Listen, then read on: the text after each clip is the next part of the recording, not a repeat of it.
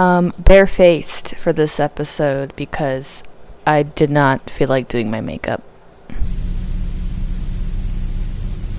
Hello everyone, welcome back to another episode of Gen Z in the 80s. So we all know John Hughes movies. Pretty in Pink, 16 Candles, Weird Science, and probably most famously The Breakfast Club. However, there is one movie that he has written that has been criminally overlooked due to the success of his other movies and has been constantly compared to his other movies. That's right, that movie is Home Alone 3. Oh, and Some Kind of Wonderful. This movie is literally one of my favorite movies ever. Like, not even just from the 80s, but just ever. It gives me hope that everything is gonna be okay. Whenever I feel like I'm losing interest in these 80s teen movies, it reminds me of how special and great they are. And in my unpopular opinion, I think it's better than Pretty in Pink. Why you calling me? I'm right. So why am I comparing this movie to Pretty in Pink? Well, this movie was kind of made out of spite because of Pretty in Pink. Spoilers for Pretty in Pink, even though the movie came out like 35 years ago. And I think everyone knows how it ends anyway. So at the end of Pretty in Pink, Andy ends up with Blaine rather than Ducky, and Ducky ends up with Buffy the Vampire Slayer. However, John Hughes did not like this ending. He originally intended Andy to end up with Ducky, but he had to change this ending because test audiences did not react well to this. Now, personally, I think Andy shouldn't have ended up with either of them because Blaine kind of sucked, and Ducky deserved better than just to be someone's safety net. I don't know why she wouldn't choose Ducky in the first place. He actually had a personality. So out of retaliation, John Hughes wrote Some Kind of Wonderful. Some Kind of Wonderful even has the same director as Pretty in Pink. On the surface, this movie is just a gender swap Pretty in Pink with the ending that John Hughes wanted. In fact, Molly Ringwald was actually asked to be in this movie, but she turned it down. And she never starred in another John Hughes movie ever again. Leah Thompson was cast in Molly Ringwald's place, and pretty much the only reason why she took this movie was because of how badly Howard the Duck tanked, which I don't know what she's talking about because Howard the Duck is a cinematic masterpiece if you ask me. No one laughs at a master of quack fu. But I think this movie turned out well for Leah Thompson because she fell in love and got married with the director and gave birth to Zach's girlfriend from Sweet Life on Deck. And then Eric Stoltz was cast as the main guy in this movie, also Leah Thompson's love interest, which is pretty funny if you think about it. Now that's a lot of history for a John Hughes movie. And usually with these reviews, I run down the plot of the movie scene by scene. I crack jokes here and there, and then I talk about a certain scene that I love that I run across, but I don't know. I feel like I can't do that with this movie. And the reason for that is because this is a very character-driven movie. And don't get me wrong, this movie does have a plot, but the plot is driven by its characters rather than the other way around. So before I actually do summarize this movie, I'm going to talk about the characters first. First, you have Keith, the Andy of this movie. He's shy and sweet, and he comes from a blue-collar family, and he has a blue-collar job. But his real passion is the arts. And his best friend is Watts, and he has a crush on Amanda Jones to the point where he low-key stalks her. And like, don't get me wrong, he doesn't do it with malicious intent or anything, but it's still weird. Like, he always happens to be at the same place at the same time as her. He even paints a picture of her without her knowledge. But I do find it really sweet that he wants to get to know Amanda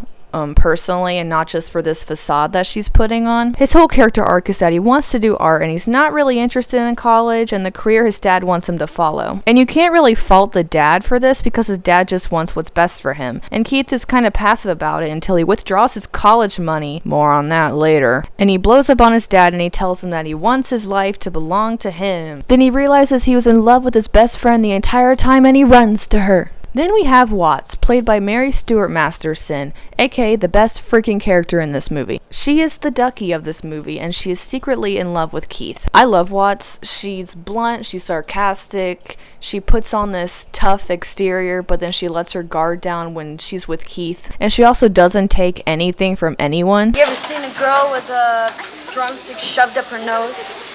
Oh, is that some kind of a threat? Some kind of a warning.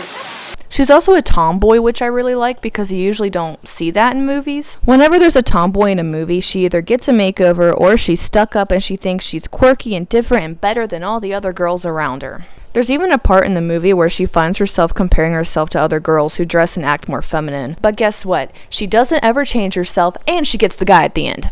Next, we have Amanda Jones, aka the Blaine of this movie. Except, unlike Blaine, she's actually not rich, but she pretends to be rich because she's ashamed of being poor. And she's dating this guy named Hardy, and he's a piece of freaking garbage. He cheats on her, he calls her his property, and he uses money to get what he wants, and later on you find out that he's actually a coward. Amanda also has friends who also come from money, but later they drop her because she's done being with Hardy. And at the end of this movie, she ends up alone, but it's her choice. At first, she reveals she'd rather be with someone for the wrong reasons than be alone, but then she realizes that she'd rather be alone for the right reasons. Then we have the side characters. We have Keith's family, including his mom. She doesn't really do much, honestly. Keith's dad, who really pushes him to go to college, and he just wants what's best for him. You have Keith's younger sister, who is literally DJ from Full House. Then you have Keith's other younger sister, Laura, and she actually gets an arc. Yeah, the younger kid sibling who's annoying in an 80s teen movie actually has character development.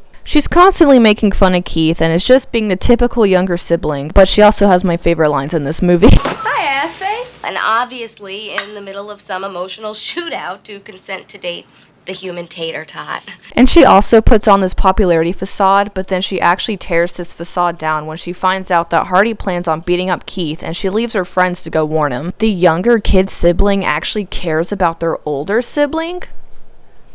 Are you sure this is an 80s teen movie? Then you have Duncan and this group of bad boys who are always in detention. They're pretty funny, and they crash Hardy's party at the end of the movie. And they all look like they've failed senior year like 4 times. But I guess it actually kind of works in this case. So the movie opens up with the montage of the 3 main characters where you get to know about their personal lives and such. Then Amanda gets detention, and Keith sees this as a career opportunity to get to know her, so he sets off the fire alarm. But Amanda worms her way out of detention by flirting with the principal. Oh. But now Keith is stuck with this group of bad boys, but he gets to know them, so stuff works out. Then Amanda breaks up with Hardy, and Keith sees this as another career opportunity, so he asks her out, and she says yes. But she only really says yes because she wants to get back at Hardy. And this all really upsets Watts, so she tries to make Keith jealous, but she ends up failing.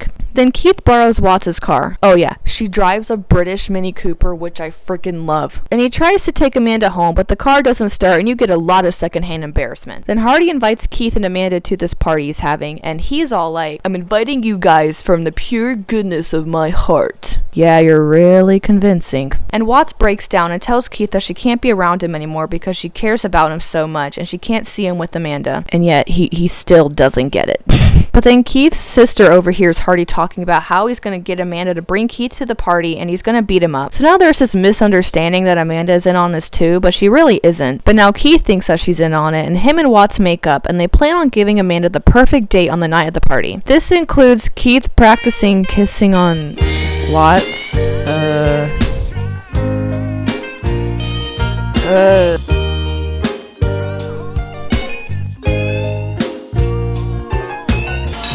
You're blushing. Yeah, right. The day I blushed. Girl, I'm blushing too, and I wasn't even the one kissing him. And this also includes Keith withdrawing all the money that he saved up for college and blowing it on diamond earrings and other stuff for the date. Look, I understand that college really wasn't his thing. But he blew all of this money on a date? A date? And then his dad finds out and yells at him, but then Keith is all like, "When does my life belong to me?" And his dad kind of backs down. My dad would have still understandably laid into me, but okay. So then Keith and Amanda go on a date with Watts, being their Uber driver. Keith takes her to a fancy dinner and an art gallery with the picture of her that he's secretly been painting, and they kiss under the Hollywood Bowl. But during this date, Keith finds out that Amanda has no idea about Hardy's plan. But Keith goes to the party anyway because he wants to stand up for himself. Then we get the big 80s movie showdown full of synth and keyboards. Also, I want to point out that this movie's soundtrack is really freaking good.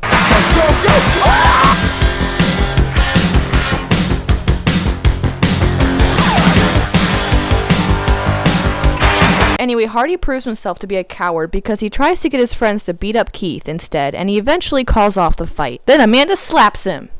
Twice. Then Watts walks off, but Keith realizes, oh my god, I was in love with the wrong girl the whole time. And Amanda decides to stay alone, and Keith runs after Watts, and he's all like, "Why didn't you ever tell me you were in love with me? She tried earlier, but you didn't get it!" He gives her the diamond earrings, and they kiss. The end. Okay, I understand that was quick, but this is a very character-driven movie. So how does this movie compare to Pretty in Pink? Don't get me wrong, I really like Pretty in Pink, however, I just think this movie's better. Well, besides the fact that it's about a love triangle, it's actually pretty different. First, Andy in Pretty in Pink only had her dad, and her dad constantly held out hope that her mom would come back, and her dad won't get a job, so she's even poorer than Keith and his family. Keith has both of his parents, plus his siblings, and they're very blue collar. His dad pushes him to go to college for business because Keith would be the first one in his family to do so, and he just wants what's best for his son and his future. Keith also doesn't work at a record store and instead works at a car shop. Also, there's no adult mentor at the place he works at. In fact, it seems like he works alone a lot of the time, but whatever. Oh, and he never makes an ugly prom dress. In fact, there's actually no prom in this movie. Prom is instead replaced with the house party. And Pretty in Pink does not have a plan or a scene where they have to try and take Blaine on this big date. Pretty in Pink also goes more into detail about class divide, especially since Blaine is legitimately rich and he's worried about oppressing his rich friends, and Blaine doesn't fit in with Andy's poorer friends. And Some Kind of Wonderful talks about class divide as well, but not as much detail than Pretty in Pink did. Watts and Ducky are pretty different because Ducky is more comedic and quirky, and he does a dance number to try and win Andy over. Watts, like I said earlier, is blunt and more tough, and she likes her drums. Both Pretty in Pink and Some Kind of Wonderful have a scene where main characters' best friends tell them not to date the love interest. The scene in Pretty in Pink is more dramatic, and Ducky has to find out the hard way, while in Some Kind of Wonderful, this scene isn't nearly as dramatic, and at this point in the movie, Keith hasn't even really talked to Amanda yet, and this happens because Keith asks Watts who Amanda is. In fact, the big blow up between the two best friend characters happens later on in Some Kind of Wonderful, and that's because Watts has had time to process his information. This movie also has a much different feel than Pretty in Pink. In fact, it has a very different feel than most John Hughes movies. Instead of being taken place in Illinois, this movie takes place in California. There's also technical aspects of this movie that makes it feel much different than the other ones, like camera work and the color palette. Pretty in Pink is also considered a comedy drama, while Some Kind of Wonderful is just a drama. There's funny lines and funny scenes that happen in this movie, but they're few and far between. This movie may be a drama, but it's not melodramatic. It doesn't treat anything that the characters go through as melodramatic, and it doesn't create these ultra dramatic scenarios that most high schoolers do not go through. The conflicts in this movie are stuff that does happen to high schoolers. It doesn't talk down to them about it either, and it doesn't make them feel bad about being upset. High school can be fun, but it can also really, really suck. And there's a lot of scenes in this movie that are just painfully heartbreaking. I think every high schooler should watch this movie at least once, because I know from experience. When I was about 16, my dad made me watch this movie with him, and I instantly loved it, and I instantly just felt connected with it. In fact, when I first watched this movie, I was going through what Watts was going through.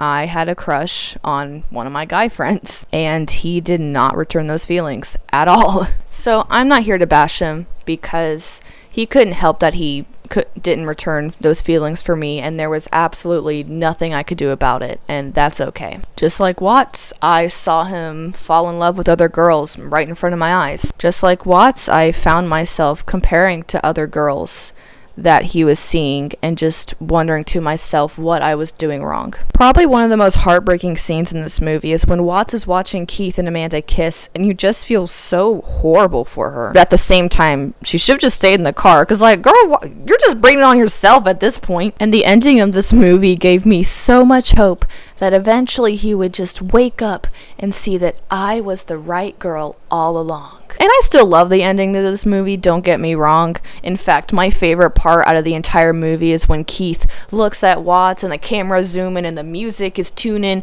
and it's just so good. Mwah! But the thing is, Keith and Watts do work, and Watts was never treated like a safety net for Keith. Me and this guy that I've been talking about were not right for each other at all.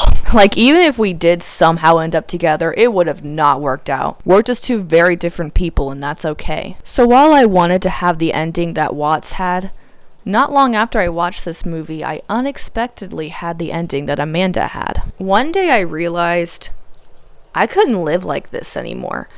I was making myself absolutely miserable, and I just felt so horrible about myself.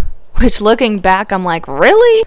I realized if I don't love myself, how can I be happy? How can I be truly happy? Why am I wasting so much time on someone who doesn't have feelings for me when I could be putting that energy into someone who does?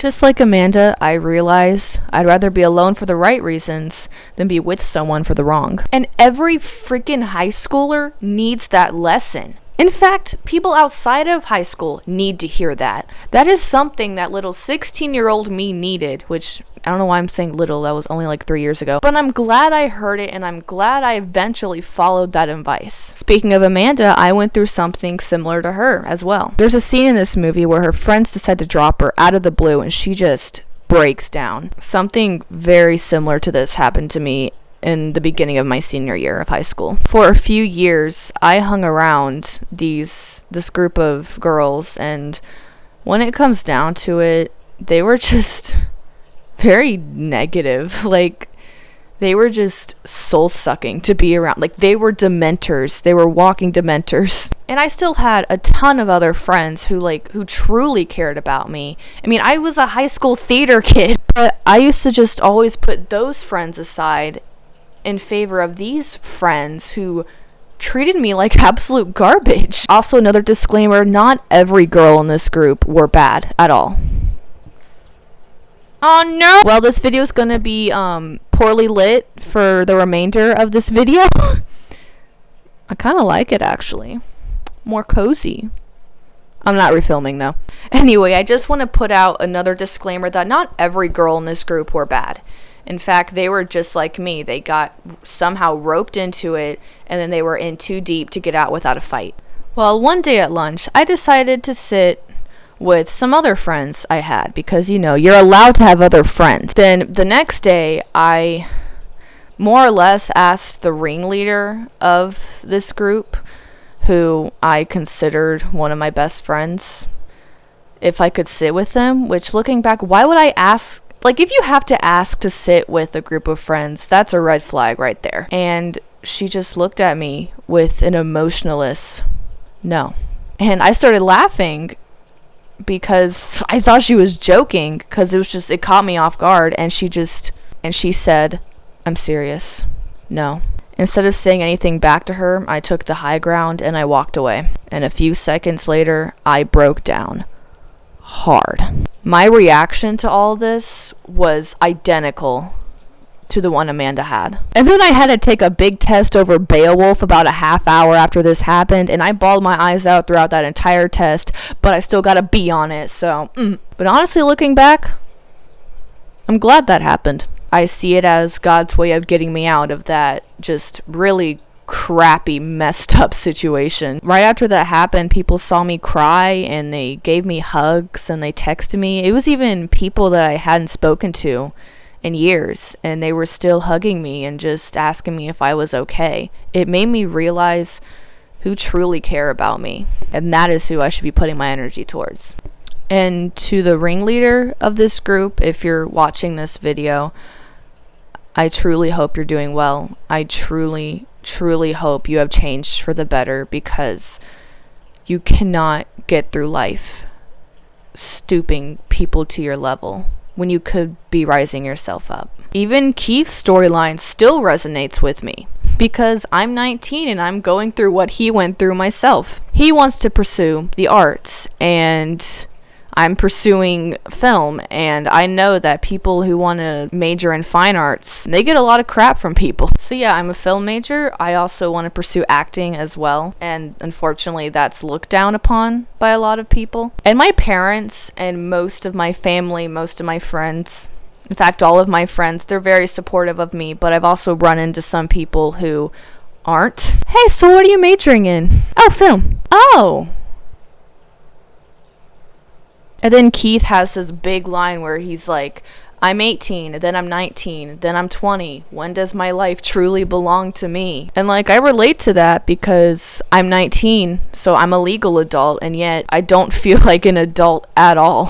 I still feel like I'm a kid, because when it comes down to it, I am still a kid. My brain didn't automatically mature the day I turned 18. I didn't just level up. Avery,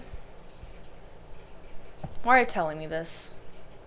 I wanted a review, not your life story. Well, I'm relating to situations in this movie to my own high school experience to prove how relatable it is to high schoolers. And yeah, I will say this is one of the most realistic movies about high school ever made. other than Napoleon Dynamite. Also, I want younger teenagers to know that it does get better, and sometimes you just have to go through the really hard stuff to get to the good stuff at the very end. And you even learn from the hard stuff. And don't get me wrong, other John Hughes movies are great, but this one is criminally underrated, and it just needs to be talked about more often. In fact, this is low-key my favorite John Hughes movie. Anyway, I rank Some Kind of Wonderful at number 2. Not number 1. What can I say? I love goofy movies about motorcycle riding vampires.